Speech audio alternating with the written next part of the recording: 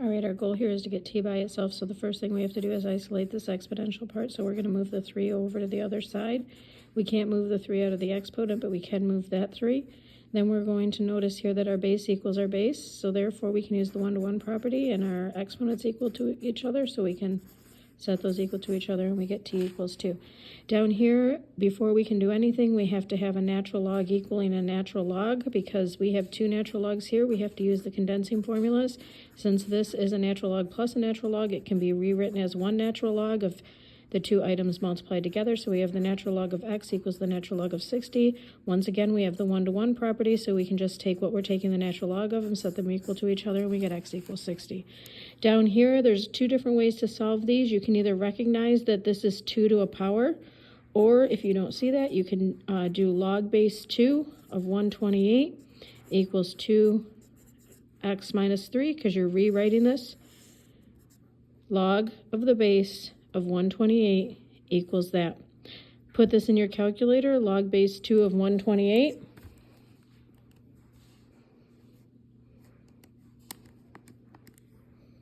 And you get 128, 7. So we have 7 equals 2x minus 3. Move the 3 over, divide by 2, x equals 5. You're done. Down here, same thing. We got to condense here first, so this is going to become the natural log of x times 3x equals 2. So we have the natural log of 3x squared equals 2. Rewrite that. So we have e to the 2 equals 3x squared.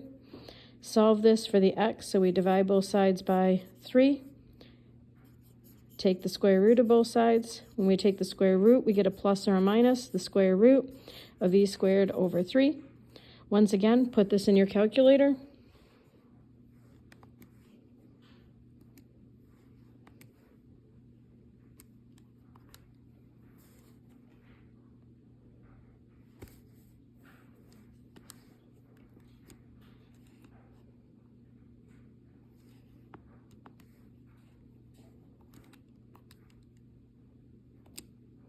And we get 1.569. But remember, when we solve, we can only take logs of positive numbers. We can't use the negative one, therefore, that's why we only get the positive answer. And all these other ones, I checked them as well, but we just didn't have that situation come up. In 2e, we're going to isolate the exponential part first, so we're going to divide both sides by 22. Both sides by 2, so we get 3x equals 11. We got to get rid of that base, so we have log base 3 of 11 equals x. Put that in your calculator.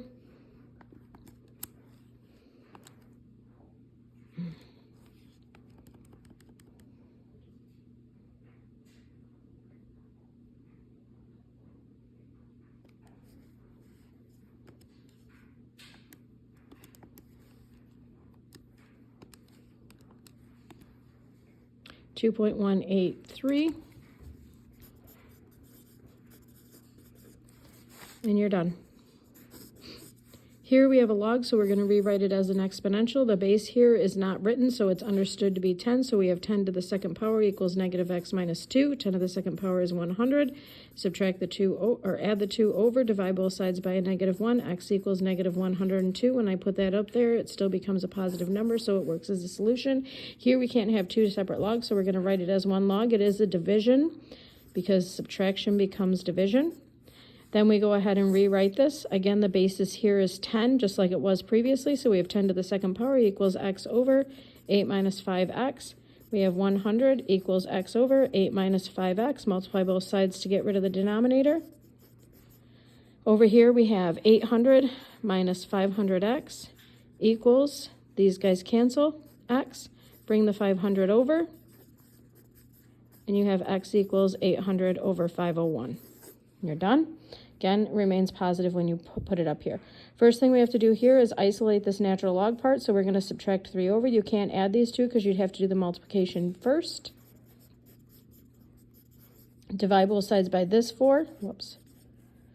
If you can tell that I'm hurrying because I'm a little bit irritated, I am a little bit irritated at the fact that I have to do every single problem here. So we have e to the third equals 3x. Divide both sides by 3, so we have e to the third over 30. Pick up the calculator.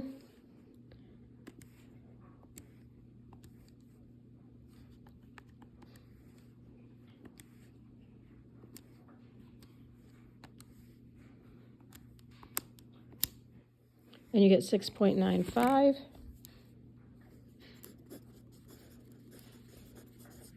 And again, that doesn't cause multiplication of a negative, so that's the last one in that section.